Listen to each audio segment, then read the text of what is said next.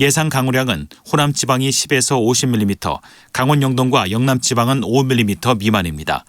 내일 그 밖의 지역은 구름만 다소 끼겠고 제주도와 동해안은 강한 바람이 불겠습니다. 지금까지 김태규였습니다.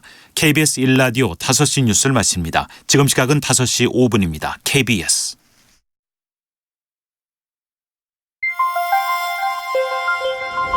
대한민국 중심 채널 KBS 1라디오. Listen, everyone.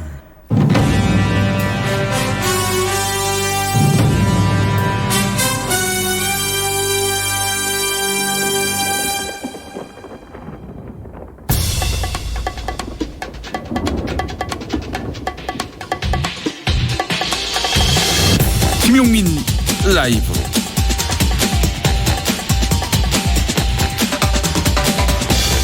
(2019년 6월 10일) 월요일입니다. 안녕하십니까, 김용민입니다. 제32주년 60 민주항쟁 기념식이 오늘 서울 옛 남영동 대공분실에서 있었습니다. 남영동 대공분실, 영화 1987 보신 분은 아실 겁니다. 그곳은 32년 전 박종철 열사가 고문을 받다가 숨진 곳이었죠. 법도 인권도 없었던 생지옥이 32년 만에 민주인권기념관으로 다시 태어나게 됐습니다.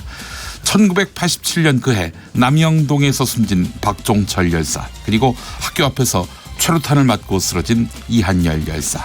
이 두 청년의 죽음은 민주주의와 인권을 각성시켰고 시민들을 거리로 불러냈습니다. 말씀드린 영화 1987에서 김태리 씨가 연기했던 연희는 이런 말을 합니다. 그런다고 세상이 바뀌어요? 그때 고 이한열 열사를 연기한 배우 강동원 씨가 이렇게 말하지요. 나도 잊으려고 했는데 잘 안 되더라. 마음이 아파서 그냥 지나칠 수가 없어. 그렇습니다. 민주주의 인권은 따지고 보면 남의 아픔에 대한 응답이었습니다. 지금도 우리의 아픔, 즉 공감을 갈구하는 곳이 많습니다. 응답해야겠죠. 그런다고 세상이 바뀌어요 라는 1987년의 질문, 2019년의 답은 바뀝니다 여야 합니다. 당신의 저녁은 아침보다 똑똑하다. 여기는 김용민 라이브입니다. 대한민국에서 가장 겸손한 스피커가 되고 싶습니다. 여러분은 지금 KBS 1라디오를 듣고 보고 계십니다. 영상으로도 함께 하실 수 있어요. 유튜브 KBS 1라디오 계정 또는 김용민 TV로 함께해 주시기 바랍니다. 유튜브 검색창에 KBS 1라디오 또는 김용민 라이브 검색해 주시기 바랍니다. 로켓포를 쏴서라도 때려라. 5.28 광주 민주화운동 당시 무장한 군 헬기가 사격을 강행했다. 이런 정황을 입증하는 기록물이 오늘 전두환 형사재판에 등장했습니다. 증인으로 나온 정수만 전 5.18 유족 회장 잠시 후 잠깐 인터뷰에서 연결해 좀 더 자세한 내용 들어보도록 하겠습니다. 자, 2부에는요 오디오 파노라마 유재일의 발키리가 이어집니다. 이어서 민심으로 읽어보는 정치 토크 여론의 눈동자, 박시영 윈지코리아 컨설팅 부대표, 그리고 박원석 정의당 전 의원과 함께하겠습니다. 자, 김용민 라이브, 이번 한 주도 힘차게 달려볼까요?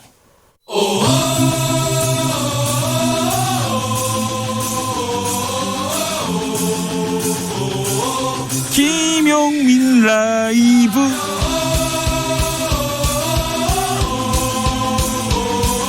매일 오후 5시 5분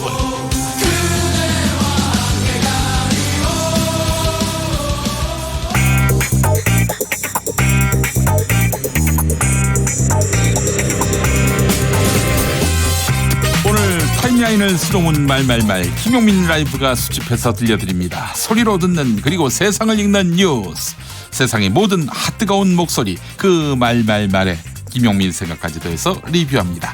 지금부터 볼륨 업, 귀 쫑긋 핫 소리.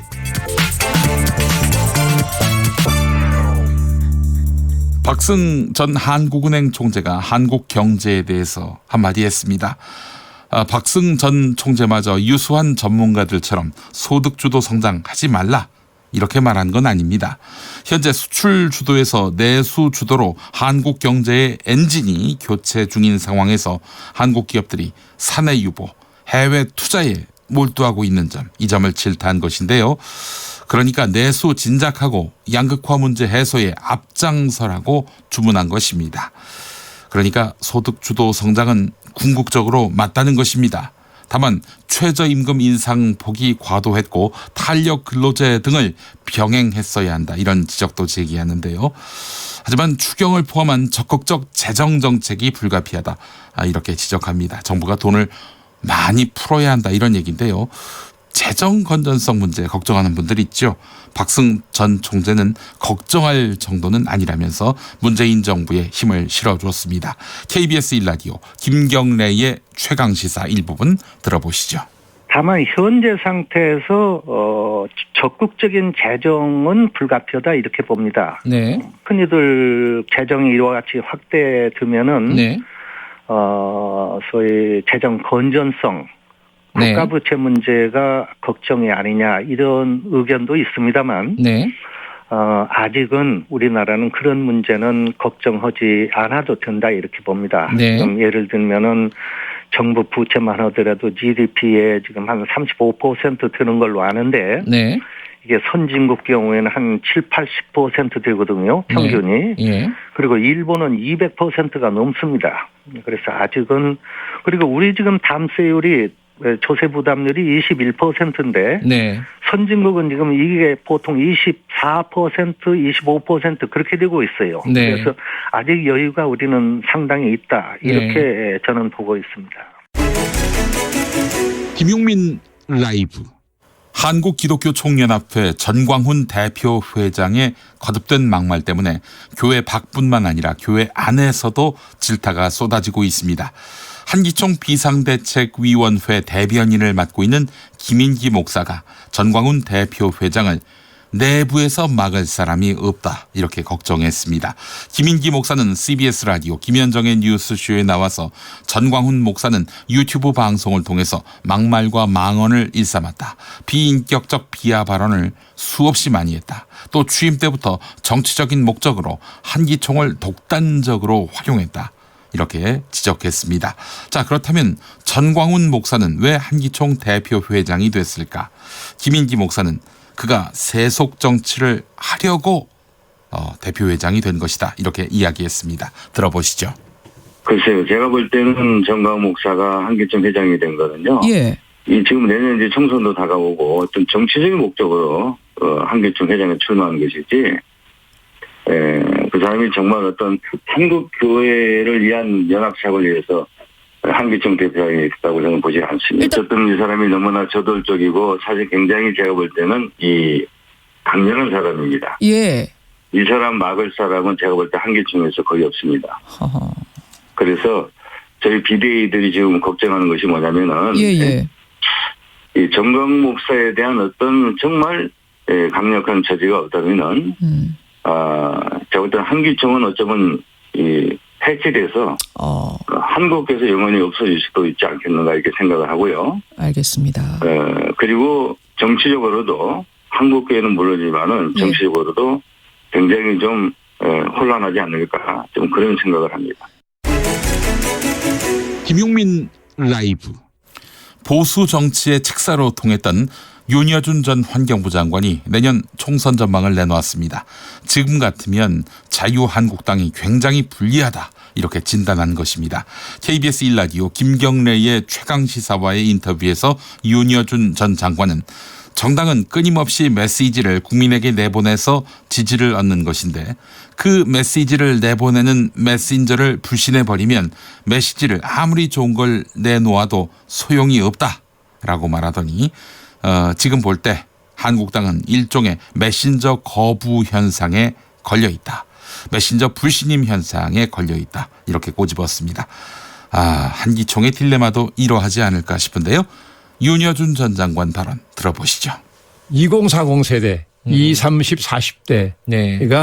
전체 유권자의 한 60% 가까이 된다고 봐야 돼요. 55%에서 60% 사이로 예. 봐야 된다는 건데 그 층에서 자유한국당과 지금 여당의 지지율을 비교하면 현저한 격차가 벌어진다는 거거든요. 네. 이건 여론기관에 조사기관에 있는 분들한테 물어보면 다 똑같은 얘기를 해요. 네. 현재로서는 그 세대에서 굉장한 격차가 벌어진다는 거예요. 네. 예. 그런데 이 세대가 지금 정권에 대해서도 실망을 많이 해서 대거 투표장에 안 가는 기권으로 나타날 가능성이 있다는 거죠. 예.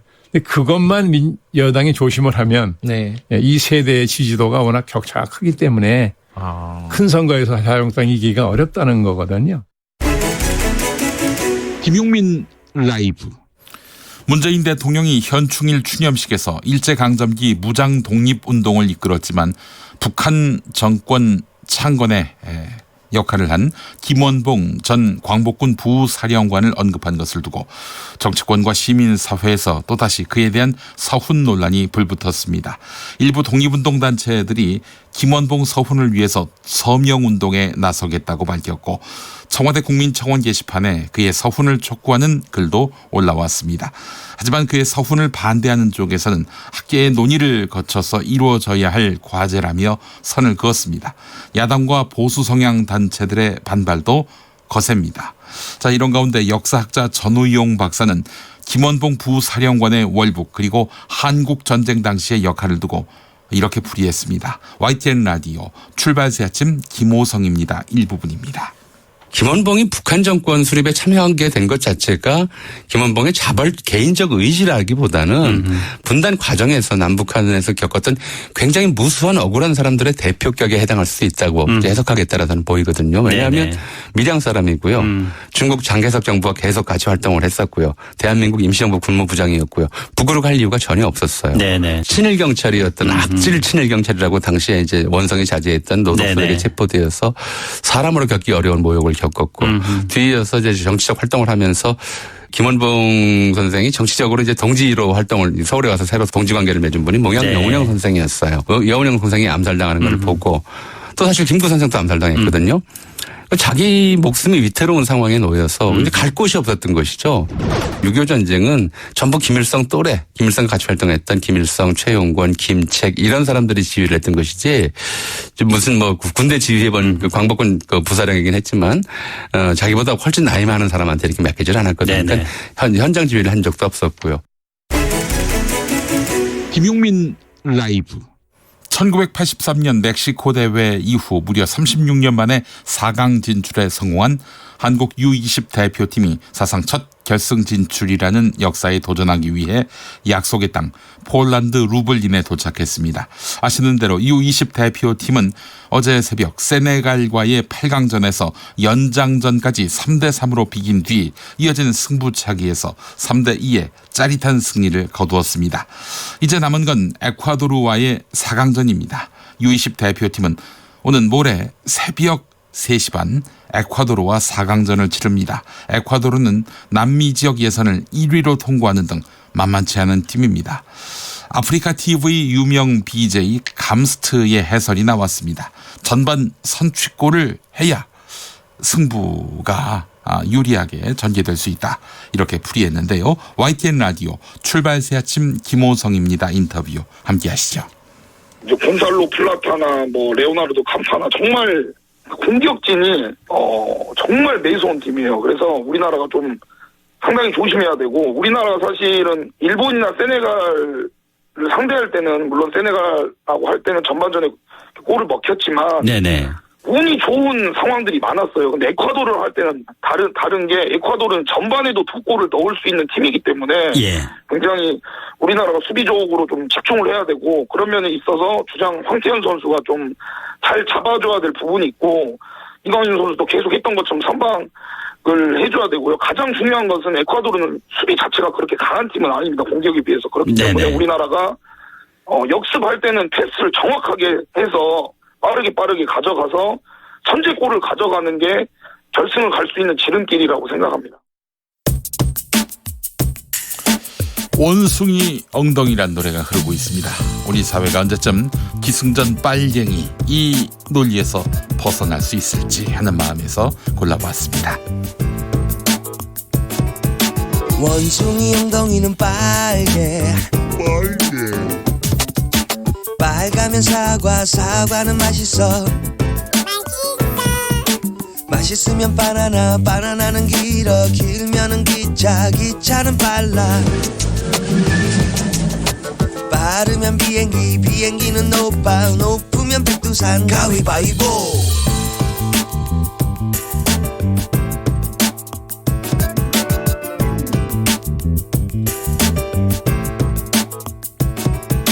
원숭이 엉덩이는 빨개. 빨가면 사과, 사과는 맛있어. 맛있으면 바나나, 바나나는 길어. 길면은 기차, 기차는 빨라. 빠르면 비행기, 비행기는 높아. 높으면 백두산, 가위바위보.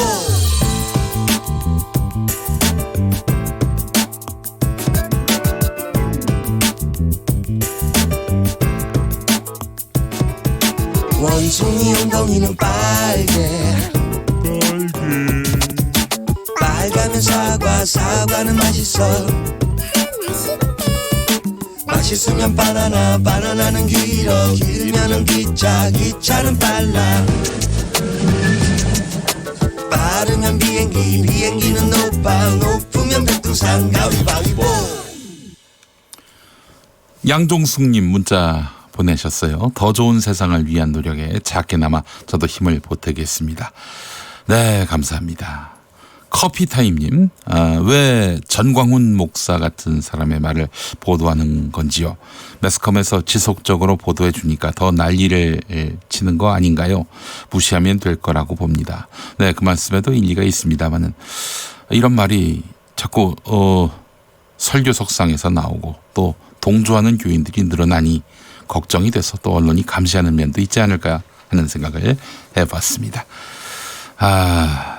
하여간 참 걱정됩니다. 예, 5시 21분 지나고 있습니다. KBS 교통정보센터로 가보겠습니다. 그래요. 김민희 씨가 이제 준비하고 있는데요. 자, 많은 분들이 또 전광훈 목사의 발언에 대해서 걱정을 하시는데, 네, 교계 안에서도 다른 목소리들이 많이 나오고 있습니다. 예. 그 부분도 추후에 소개를 해드릴 수 있으면 드리도록 하겠습니다. 자, 김민희 씨 전해주시죠. 네, 퇴근 정체가 서서히 늘고 있습니다. 서울 시내 강변북로 일산 쪽으로 영동대교 부근 4차로에는 고장난 차가 서 있어서 뒤로 청담대교부터 정체고요. 더 가서는 한남대교부터 양화대교까지 정체입니다. 같은 방면 올림픽대로에서는 성수대교부터 한강대교 사이로 더딘 흐름 이어집니다. 반대 하남 쪽으로 반포대교에서 한남대교 사이 2차로에도 고장난 차가 서 있어서 부근으로 서행하고 있습니다. KBS 교통정보센터였습니다. 김용민 라이브. 잠깐 인터뷰 준비했습니다. 오늘 광주지방법원에서 전두환 씨의 세 번째 공판이 열렸습니다. 전두환 씨는 고 조비오 신부에 대한 사자 명예훼손 혐의로 재판을 받고 있는데요. 자, 오늘 공개된 기록물에 따르면 이런 내용이 있습니다. 로켓포를 쏴서라도 때려라. 5.18 민주화운동 당시 무장한 군 헬기가 사격을 강행했다. 이런 내용인데요. 39년 전 신군부의 헬기 사격. 네, 이제는 진실을 규명할 때가 온 것 같습니다. 관련해서 전 5.18 민주유공자 유족회장 정수만 선생 만나보도록 하겠습니다. 자, 정수만 선생님 나와 계시죠? 네, 안녕하세요. 네, 오늘 재판에 증인으로 출석하셨다고 들었습니다. 예, 그렇습니다. 네, 신군부 헬기 사격의 증인으로 출석한 걸로 알고 있는데 어떤 내용 증언하셨는지요? 지금까지 저희들이 수집해가지고 가지고 있었던 기록들도 제대로 이렇게 알려지지가 않았어요. 예. 그래서 이제 그런 것들을 종합적으로 하고 새롭게 이제 좀 저희 어제 부랴부랴 이렇게 좀 기록을 확인을 해보는 과정에서 좀 한 2가지 정도가 새롭게 조금 더 나온 것 같습니다. 예. 2가지가 어떤 겁니까? 하나는 방금 말씀해 주셨던 로켓포를 쏴서라도 잡아라 라고 하는 그 기록이 자기들 그 지휘관끼리 했던 이야기인데 그게 기록으로 남아 있더라고요. 그래요? 예. 그래서 그걸 하고요. 또 하나는 그 항공기 일지가 거의 조작돼 있습니다. 이게 항공기가 광주에가 31대가 출동을 했었어요. 네네네. 그 중에 이제 뭐 코브라라든지 그 UH-1H라든지 500MD 이게 이제 주로 이제 이렇게 발사할 수 있는 기종으로 저희들은 알고 있거든요. 예예예. 근데 이런 그 항공기가 25일 날은 그 7시간에서 8시간씩 비행을 했다라고 이렇게 기록이 돼 있습니다. 그래서 그 조종사들의 피로가 너무 과했고 정비할 시간도 주지 않았다라고 하는 이런 기록들이 있거든요. 그런데도 불구하고 항공대 일지는 고작해서 A4 용지 10장밖에 되지 않습니다. 근데 그 중에서도 5월 27일 새벽 5시 10분에 그 전과라고 기록이 돼 있어요. 네네. 전과로 기록됐는데 그 폭도 2명을 사살했다라는 이런 기록이 있어요. 예예예. 근데 이 문제는 좀 더 우리가 이제 여러 가지 좀 그 검토를 해봐야 될 문제지만은 항공대 일지에서 2명을 사살했다라고 하는 것은 새롭게 우리가 조금 더 알아야 될 이런 문제인 것 같습니다. 예. 하여간 그때 헬기를 띄워가지고 시민들을 무차별 사살, 사격했다. 이런 말씀이지요? 근데 그건 사실 이제 자기들을 안 했다라고 하죠. 글쎄요. 그런데 21일 날, 5월 21일 날 육군본부에서 작전 참모부장이라고 김재명 씨가 있어요. 그분하고 그 작전 처장하고 두 사람 내려왔었어요. 내려와가지고 정교사에서 이 헬기를 사기 위해서 진압을 하라라고 이렇게 이야기를 그 김수년 전투발전부장이라고 하는데 그분이 헬기를 책임을 지고 있었어요. 그분한테 지시를 했는데 이분은 하기를 안 했다라고 이제 이렇게 주장을 합니다. 그렇지만은 뭐 여러 가지 증언으로 보면은 그날 헬기에서 발포를 했다라고 저희들은 주장을 하고 있죠. 아, 그렇군요. 헬기 사격을 입증할 수 있는 전일 빌딩의 고층에서의 그 사격 흔적 이런 것들도 제시가 됐는데 여전히 그 신군부 측에 몸담았던 사람들은 헬기 사격은 없었다 이렇게 주장하고 있는 것이고요. 그것은 자기들이 주장하는 것이고요. 네네. 이 광주에 21일 날 무장 헬기가 4대가 내려왔어요. 4대가 내려왔는데 그때 그 각 한 대당 2,000발씩을 탑재를 하고 내려왔어요.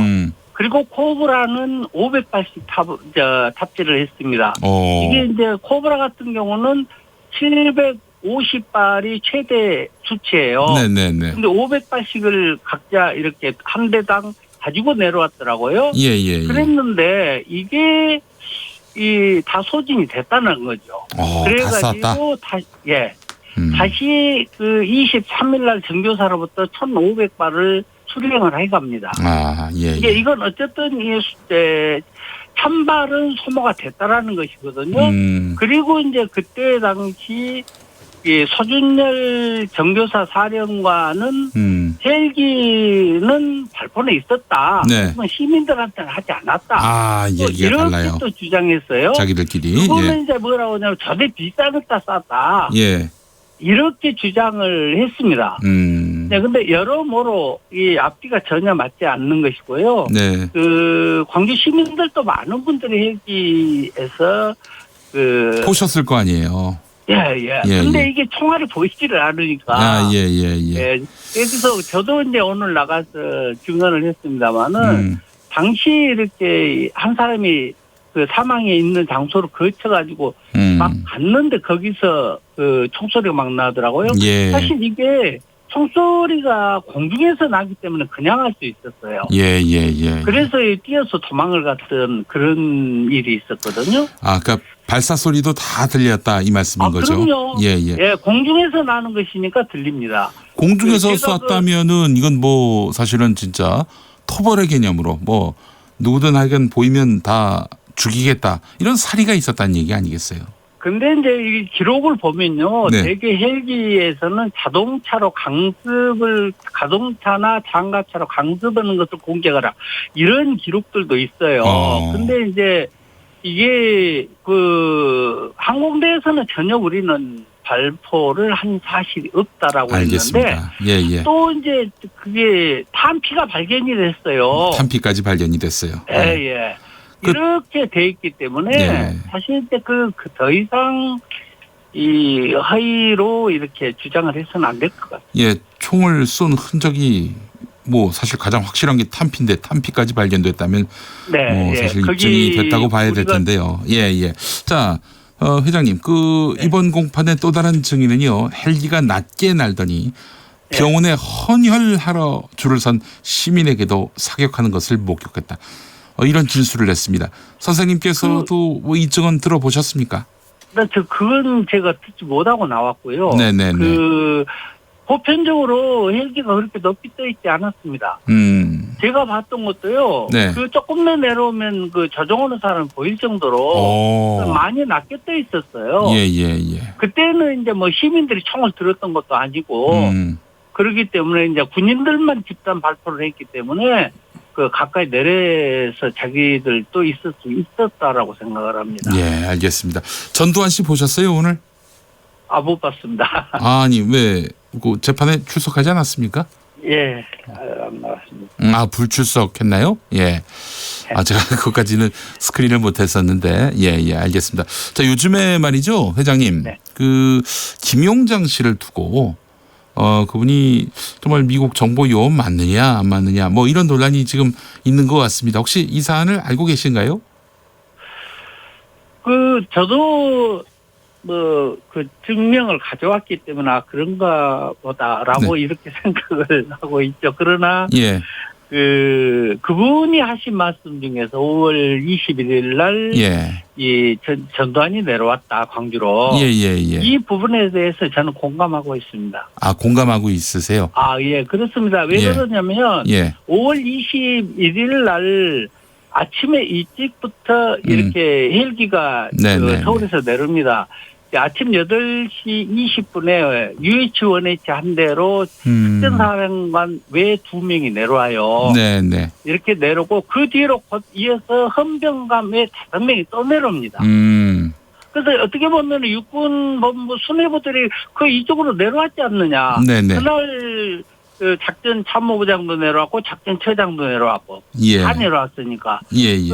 그런 것으로 봐서 저희들이 항공대에서 워낙 조작을 해버렸기 때문에 알 수는 없지만은 그래도 특전사령관 외 2명, 외 2명이 누구냐 라고 하는 것들에 대해서 상당한 의심을 가지고 있고 또 하나는 정교사로 비행장에서 연락이 왔었어요. 연락이 와가지고 혹시 전두환 사령관이 정교사를 방문할지 모르니까 통행인을 없애달라. 이렇게 이야기를 했습니다. 그래서 그 지시를 받았던 사람이 있어요. 그 받았던 사람이 또 그 이야기를 쭉 했고요. 이군 사령관이었던 진종채 씨는 자기는 부하들로부터 전두환 보안사령관이 광주에 내려왔다라는 보고를 받았다라고 이렇게 주장을 합니다. 알겠습니다. 그러니까 지금까지의 그 증언들을 종합해 볼 때 김용장 씨의 증언은 사실이라고 보시는 거군요.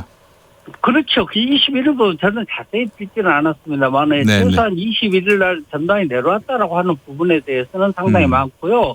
그리고 또 이제 그 기록에 의하면 광주에 있었던 모든 일들이 관사로 들어가가지고 2군데로 이렇게 보고를 했더라고요. 그게 이제 육군 정보대가 여기가 있었더라고요.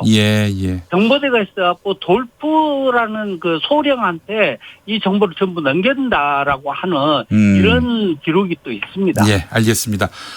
오늘 아주 상세한 설명 진심으로 감사드립니다. 정수만 선생님 말씀 잘 들었습니다. 네, 감사합니다. 잠깐 인터뷰 전 5.18 민주유공자 유족회장 정수만 선생과 함께 했는데요. 자, 비비안 비언님, 광주 5.18도 그렇고 제주 4.3도 생존자분들 살아계실 때 명예 회복 해드려야 합니다라고 하셨고요. 이응 비읍 이응이라는 필명 쓰시는 분 5.18 관련 비밀문서 공개 청원에 공개를 요구하는 청원에 서명하고 백악관에서 온 메일도 확인했습니다. 하루속히 재조사가 이루어져서 진실이 다 밝혀지기를 바랍니다. 이런 의견 보내주셨습니다.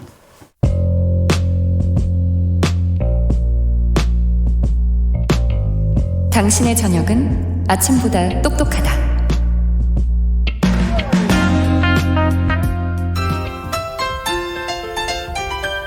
네, 여러분 안녕하십니까. 용용 엄지용입니다. 석석 출석했는지 불러보겠습니다. 석석. 네, 석석 오창석 출석했습니다. 아니 오늘 어디기에 석석 목소리가 뒤로 새소리, 바람소리, 물소리가 세트로 들려옵니까?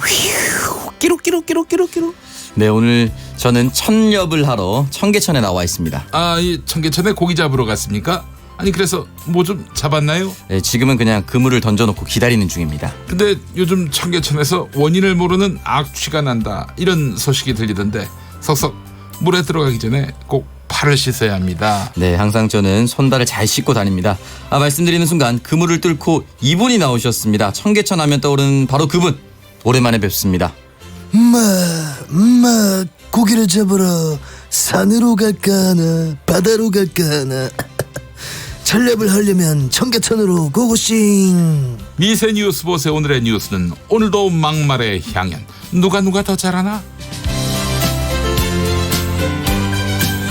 시사평론가 김수민 씨, 오창석 씨 어서 오세요. 네, 반갑습니다. 예, 자 오늘 옛 남영동 대공분실에서 제32주년 60 민주항쟁 기념식이 열렸습니다. 김수민 평론가. 네, 남영동 대공분실 과거 고문의 상징으로 네. 일컬어졌던 곳인데 어느덧 이곳이 민주화의 한 기념 장소가 되었습니다. 예. 이곳에서 오늘 제32주년 60 민주항쟁 기념식이 열렸는데요. 이날 행사는 또 미투 운동을 촉발시켰던 서지현 검사 그리고 땅콩 회항 네. 이후에 사측에 맞섰던 박창진 대한항공 직원연대 노동조합 지부장이 공동으로 사회를 맡았습니다. 예. 문재인 대통령은 진영 행안부 장관이 대독한 기념사를 통해서 자유를 위해 인내와 희생이 따르고 평등을 위해 나눔과 배려가 따르듯이 민주주의를 위해 우리는 한 인간으로서 존엄을 갖추고 정치적으로 각성해야 할 것이라고 강조했습니다. 예. 한편 여야 지도부가 대체로 참석한 가운데서 자유한국당 쪽은 참석을 하지 않았는데요. 네. 이에 대해서 이인영 민주당 원내대표는 참석하지 않은 것이 6월 항쟁에 대한 부정은 아니길 바란다라고 덧붙였습니다. 네.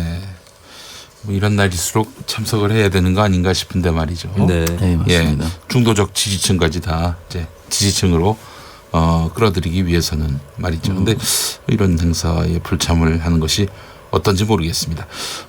이 남영동 대공분실 하니까 생각이 나는데요. 여기 이제 5층 보면요, 창문이 아주 작게 좁은 직사각형 창으로 되어 있습니다. 네. 왜 그럴까요? 그 5층이 바로 취조 고문실이 있었던 네. 곳이었어요. 외부로의 어떤 그런 노출이 전혀 안 되도록. 이거 만든 분이 이제 김수근 건축가인데요. 네. 김수근 건축가 굉장히 유명한 그렇죠. 분이죠. 한국의 대표적인 건축가 이런 뭐 별명도 있었는데 이분이 그 88 올림픽 주경기장도 또 이렇게 건축한 분이기도 하고요. 예.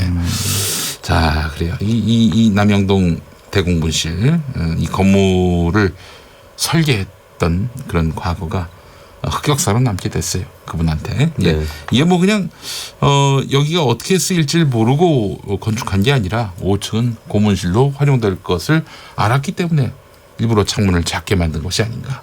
뭐 이런 생각도 들고. 실제로 들어갈 때부터의 그 위압감이 엄청나게 크게 그럼요. 예. 저는 지금 제가 영화 남영동의 그 아나운서 역할을 출연했었거든요. 아, 그래요? 예, 정지영 감독의. 예. 그때 이제 가봐서 이제 그 현장을 뭐 왜 기억이 안 나죠?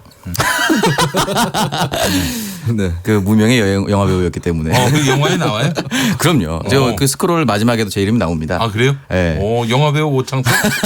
그렇게 나오진 않지만. 네. 지금 오창석 선배 아니네. 선배네. 예. 그래서 현장을 진짜 가봤는데 이 들어가는 순간부터 이 스산한 느낌이 듭니다. 그 복도 전체도 사실은 이제 그 방만 창문이 작게 만들어졌다고 하는데 그 복도 전체도 사실은 누가 봐도 이거는 다른 일을 하는 곳이다라고 느껴질 만큼 설계가 되어 있습니다. 근데 그 방만 뭐 따로 그런 다른 용도로 사용할지 몰랐다. 이거는 사실은 말이 안 되는 것 같습니다. 예, 알겠습니다. 그래요. 남영동이 이제 민주주의 인권을 상징하는 그런 공간으로 거듭난다고 하니 참 이거 뭐 이런 역설이 또 어딨나 하는 생각도 들고 말이죠. 네. 예. 자, 다음 소식 전해주시죠. 네, 그 자유한국당의 막말 논란이 계속되고 있는 것 같은데요. 황교안 대표가 경고를 했음에도 불구하고 이러한 일들이 계속해서 또 벌어지고 있습니다. 차명진 전 의원이 문재인 대통령을 향해서 빨갱이라고 언급한 데 이어서 이번엔 한국당 대변인인 민경욱 의원이 천렵질이다라고 논평을 했습니다. 네.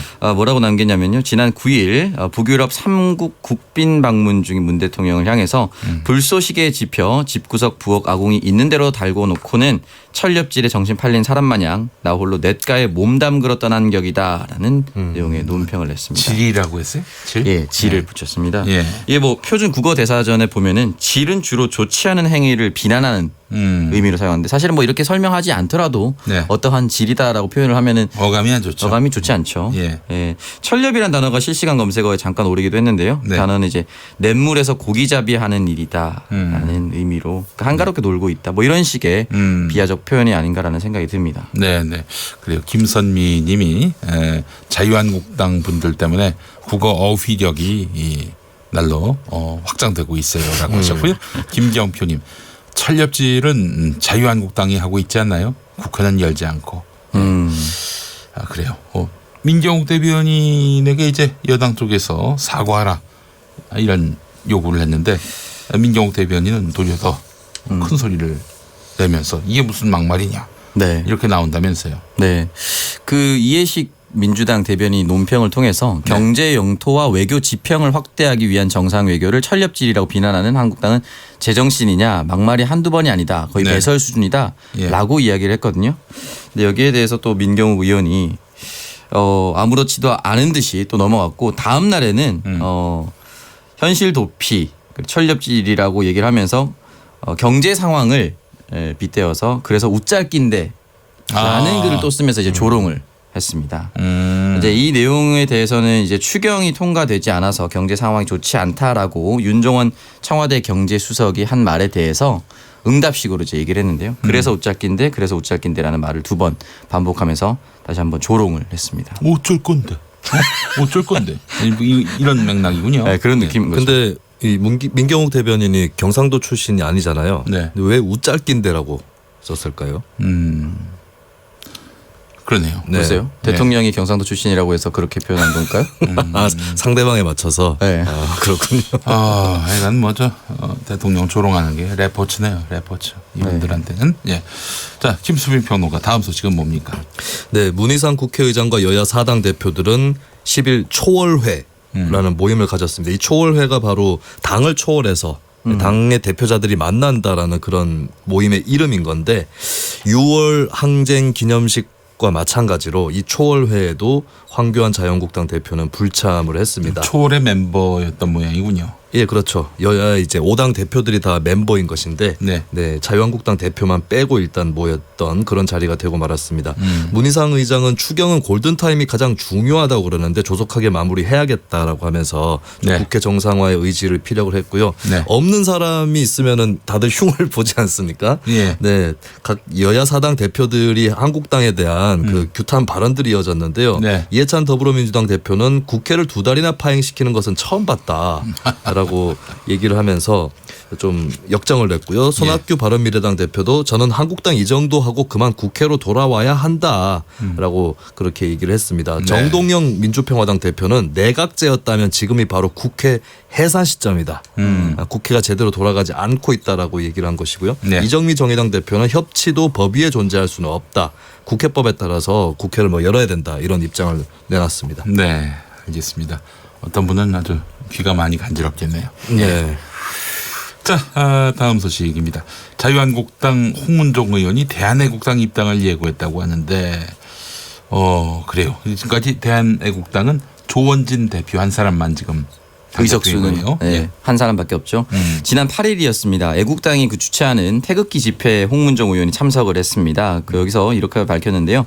이제 저도 참을 만큼 참았다. 기다릴 만큼 기다렸다라고 하면서 조금 있으면 한국당의 기천명 평당원들이 그러니까 몇천 명 수천 명 평당원들이 여러분과 함께 태극기를 흔들기 위해 탈당 선언을 할 것이다. 라고 밝혔습니다. 잘 있던 당을 왜 나오려고 하나요? 이분은? 아무래도 이제 공천에 대한 위기감. 뭐 공천을 받으려면은 꽤 시간이 많이 걸릴 텐데. 네, 아마 미리 세력 형성을 하는 것이 아닌가 또는 신호탄이 아닌가라는 분석도 나오고 있는데요. 아무래도 다음에 공천받기 어렵다고 판단한 건가요? 그렇죠. 그 신상진 당 정치혁신특별위원장이 공천에 대해서 탄핵 책임론 에 대한 이야기를 했습니다. 아무래도 홍문종 의원 같은 경우는 이 탄핵 책임론에서 벗어나기 힘들기 때문에 이를 중심으로 친박 인사들이 탈당을 할 것이다라는 예측을 해볼 수도 있습니다. 홍문종 의원이 이 자리에서는 저는 한국당 당가는 모른다. 그런데 애국당 당가는 매일 부른다라고 하면서 한국당 당사는 어디 있는지 모르지만 애국당 중앙 당사는 자주 간다라고도 이야기를 했습니다. 요거는 좀 문제가 있는 거 아닙니까? 그래도 이제 삼선 의원이거든요. 네. 대한애국당 당가를 보니까 조원진 작사 최락 작곡으로 돼 있네요. 작사를 또 직접 깨알 저작권을 혹시 이제 가져가시는 건가요? 네. 그러면서 이제 조원진 애국당 대표는 어제도 만났고 엊그제도 만나고 계속 만나고 있다. 제가 어디 당원인가라고 강조를 했다라고 합니다. 아무래도 떠나갈 채비를 하고 있는 것 같습니다. 네. 근데 어떤 대한애국당 당원은 황교안 대표랑 굉장히 자주 만나는 분도 있어요. 아, 그래요? 네. 이게 그러니까 양당 사이에 뚜렷한 구분선이 없다라고 봐야 되겠죠. 아니 근데 저 탄핵 책임론을 묻겠다면은 아니 지금 당 대표가 황교안 대표인데 박근혜 대통령 지지하는 분들 그분들의 어떤 적극적 뒷받침 속에서 당 대표가 됐는데 탄핵 책임론 이게 가능할까요? 왜 갑자기 탄핵 책임론 얘기가 나왔는지 도리어 탄핵을 이유로 해가지고 탈당한 분들에 대한 책임론을 묻는 분위기가 아니었나 하는 생각이 들었는데 아닌가 봐요. 네. 사실 이제 탄핵 책임론을 물었을 때 지금 자유한국당 의원 중에 당당한 의원이 몇 명이나 될까라는 생각이 먼저 들거든요. 네, 그러나 이제 최측근으로 분류됐던 사람들 중심으로 아마 개혁에 나서지 않을까 하는 생각이 듭니다. 내일 나오시기로 하셨어요? 예. 내일 저 홍문종 자유한국당 의원이 저희 이제 연결을 할 예정입니다. 내일 소상한 입장을 한번 들어보도록 하겠습니다. 자, 아이고 감사해라. 나와주시는 것만도 저는 얼마나 감사한지 모르겠습니다. 솔직히 얘기해서. 저도 반갑네요. 직접 들어보는 게 또 저도 신선하네요. 그렇습니다. 자, 이제 그만하고 이제 다음 뉴스로 넘어갑시다. 자, 민주평화당 박지원 의원이 홍문종 의원의 대한애국당 입당 시사는 친박신당 출범 신호다. 네, 뭐 이런 분석을 내놨죠. 예, 자신의 페이스북을 통해서 박지원 평화당 의원이 홍문종 의원의 대한애국당 입당 시사는 비록 재판에 계류 중인 셀프 구출 작전이라 하더라도 정치적으로는 친박신당 출범 신호다라고 밝혔습니다. 그러면서 박근혜 전 대통령은 탄핵 찬성 의원을 절대로 용서하지 않으며 황교안 대표는 이미 버린 카드라고 표현을 하면서 그래요. 네, 그래서 친박 세력이 별도의 정치 세력화를 할 것이다라고 내다봤습니다. 예. 그래요.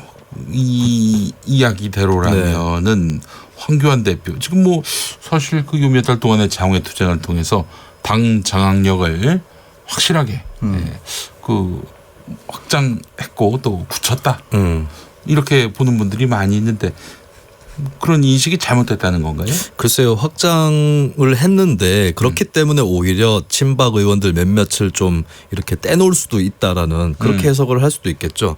박지원 의원이 어떻게 생각하는지는 구체적으로는 더 들어봐야 되겠습니다만 근데 제가 봤을 때는 박 의원이 좀 이것을 바라고 있는 건 아닌가 이런 생각도 들어요. 왜냐하면 박지원 의원은 최근 들어서 며칠 동안 계속해서 안철수 유승민은 자유한국당이랑 합칠 것이다라는 얘기를 하고 있거든요. 근데 만약에 친박신당이 생기게 되면 자유한국당과 안철수 유승민 쪽의 통합 가능성은 더 높아집니다. 글쎄 말입니다. 네. 그리고 근데 이거를 왜 박 의원 측이 바랐느냐. 이쪽이 뭉치게 되면은 양당 체제로 개편하면서 민주평화당이 비싼 그런 몸값으로 민주당과 통합을 하거나 아니면 그것은 아니더라도 제3당으로서의 프리미엄을 바른미래당 쪽을 밀어내고 독점할 수 있는 거거든요. 바른미래당 내에 국민의당 계열 이들과 다시 당을 만들 수 있다. 예, 그래서 박지원 의원 입장에서는 친박 신당이 생기는 것이 어떻게 보면은 민주평화당이라든지 자신의 입지에 더 이롭다라고 충분히 판단할 수가 있는 거겠죠. 그러니까 본인의 희망사항을 얘기한 것이다. 네, 예, 알겠습니다.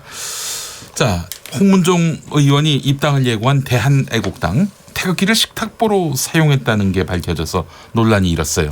네, 그 지난 8일이었습니다. 그 제 127차 태극기 집회를 서울역과 광화문 광장에서 개최했는데요.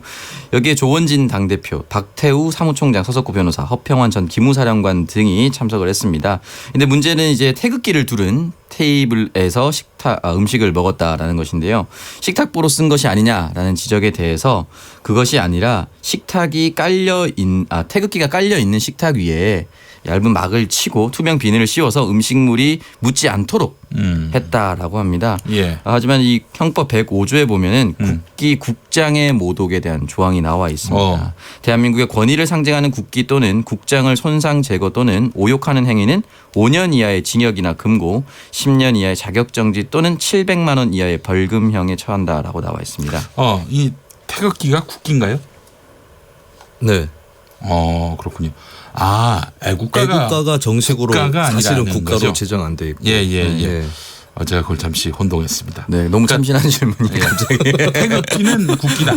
태극기는 국기다. 네. 그렇죠. 국기 개양식을 하니까요. 그렇죠. 예. 네. 알겠습니다. 본인이 헷갈려. 아니 제가 아나 모르나 기술적으로 질문한 겁니다. 제가 꿈인 줄 알았어요. 아나 모르나. 다만 이 형법 105조 성립 요건이 대한민국을 모욕할 목적을 명시하고 있기 때문에 이 위반 여부를 따지기에는 다툼의 여지가 크다라고 합니다. 근데 이제 서석구 변호사 같은 경우 탄핵 때도 태극기를 몸에 두르고 이제 헌법재판소 재판정에 들어서서 논란을 이야기한 바 있지 않습니까? 그렇습니다. 예, 그래요. 그때도 식사할 때 이제 휴게소에서도 두르고 계시고 그래가지고 그것 때문에 좀 논란이 있었죠. 예, 태극기를 대단히 사랑하시는 것 같은데, 근데 식사하실 때는 좀 벗고 하셔야지. 튀면 어떡합니까? 예? 그러니까요. 그래요. 참 알겠습니다. 자, 김수민 평론가 다음 소식은 뭡니까? 네, 오늘 사법개혁특별위원회 국회에서 패스트트랙 지정 이후에 처음으로 열렸습니다. 경찰법 개정안, 국가정보청 설치에 관한 법률안 등의 검경수사권 조정에 관련된 법안들을 상정을 일단 했는데 문제는 법안은 상정이 되었지만 회의는 반쪽짜리로 개회가 됐습니다. 자유한국당과 바른미래당 의원들이 다 불참을 한 상태가 되었고요. 한 명 자유한국당의 간사인 윤한홍 의원이 들어왔는데 들어온 이유는 항의하려고. 네. 그래서 이제 자유한국당 바른미래당 의원들은 사전에 합의된 의사 일정이 아니다. 이런 이유로 불참을 했는데 이 의견을 대변해서 윤한홍 간사가 들어와서 항의성 의사진행 발언을 마치고 나서 15분 만에 퇴장을 했다고 합니다. 그래요. 하여튼 국회로 돌아왔네요. 어쨌든. 예. 알겠습니다. 자, 다음 소식. 네, 박용진 의원이 이야기를 남겼는데요. 이제 박용진 3법 이것이 통과되기에는 단 2주밖에 남지 않았다라고 이야기를 했습니다. 패스트트랙에 지정이 된 지 169일이 지났는데도 불구하고 국회 교육위원회는 이 안건을 단 한 차례도 논의하지 못했다라고 하면서 안타까움을 드러냈습니다. 이 유치원 3법이라고도 불리는 박용진 3법은 유아교육법, 사립학교법 그리고 학교급식법 개정안을 이야기를 하는데요. 또 한유총이 사실은 두 손 두 발 다 들고 교육부의 방침에 따르기도 했다라고 알고 계신 분들이 계신데요. 최근에는 한유총이 교육부를 상대로 법적 대응에 나섰다. 그래요. 라고 합니다. 이제 반발을 하기 시작한 것이죠. 이 반발할 수 있는 시간을 자유한국당이 벌어줬다라고 박용진 의원이 이야기를 하면서 안타까움을 더했습니다. 네. 이게 6월 25일이면요. 법에 따라서 이 수정안이 법사위로 넘어간다라고 합니다. 하루빨리 교육위 법안 심사 소위를 열어서 논의를 했으면 좋겠다라고 간절히 호소했습니다. 네, 알겠습니다. 자, 김수민 평론가. 어떤 뉴스 준비하셨어요? 네, 지난 8일 일본 후쿠오카에서 G20 재무장관 및 중앙은행 총재 회의가 열렸었죠. 이날 홍남기 경제부총리와 크리스틴 라가르드 국제통화기금 IMF 총재가 나눈 대화가 오늘 공개가 됐는데요. 대화 내용은 이거였습니다. 한국의 성장률 제고와 리스크 대응을 위해서 IMF가 확장적 재정 정책이 필요하다고 권고했었는데 다시 한번 이 양측에서 한국 정부와 IMF가 확장적 재정 정책의 필요성에 대해서 공감했다는 내용이고요. 확장적 재정 정책. 정부가 돈을 많이 풀어라. 적극적으로 더 풀어라는 것이고 그 일환으로 추가 경정 예산안 역시나 해야 된다라는 것을 이번에 정부가 IMF와의 대화를 통해서 다시 한번 더 강조를 한 그런 셈이 됐습니다. 예, 알겠습니다.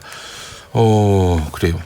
뭐 문재인 정부도 확정적 재정 정책을 네. 펼치려는 뜻이 있잖아요. 그렇습니다. 그러니까 최근에는 어떤 국가 채무 비율이라든가 이런 것도 40%에 국한될 필요가 없다라고 대통령부터 강조를 했고 또 대통령이 북유럽 3국 순방을 떠나기 전에 추경이 총과 안 돼서 답답하다라는 얘기를 남겼어요. 네. 그래서 이것 때문에 혹시 이제 국회가 소집이 돼서 추경을 처리하는 것이 아닌가 이런 관측도 나오고 있죠. 예, 그래요. 일단 뭐 정부의 그 의지는 분명한데 야당에서는 또 이런 적극적 재정 정책에 대해서 반기를 들고 있는 상황이고요. 예, 네. 알겠습니다. 이게 애매한데 말이죠. 고유정 사건 짧게 오창석 평론가 전해주시죠. 네, 지금 제주에서 지금 고유정 사건이 벌어지고 있는데 추사가 되고 있는데요. 초동 조치를 경찰이 잘 못했다라는 증거가 발생하고 있습니다. 애초에 그 고유정이 가장 유력한 용의자였음에도 불구하고 그 이 거짓 진술을 고지 곧대로 믿어서 오히려 수사를 지연했다라는 비판을 받고 있습니다. 전 남편과 함께 마트에서 장을 보고 펜션으로 돌아왔는데 전 남편의 차는 마트에 그대로 세워져 있었습니다. 고유정은 최초의 진술에 남편이 싸우고 먼저 나갔다라고 했는데 만약에 먼저 나갔다라면 그 자동차를 타고 나갔을 겁니다. 그런데 그 자동차가 마트에 그대로 세워져 있었다는 점을 보았을 때 초동 조치가 좀 부실했다라는 걸 추측해 볼 수가 있습니다. 네, 자 민해안수로 가죠. 국회는 정시 출발 기차인가 휴게소 고속버스인가. 휴게소 고속버스는 안 오면 기다리죠. 네, 그렇죠. 네. 예. 자 서기한수. 네, 분당하면서 이제 대한애국당으로 간다 만다 얘기가 많은데요. 분당은 애국이 맞다라고 말씀드리고 싶습니다. 예, 알겠습니다. 자, 두 분 수고하셨습니다. 고맙습니다. 미세뉴스 보세 김수빈 오창석 평론가였습니다. 6시 5분 2부에서 다시 오겠습니다.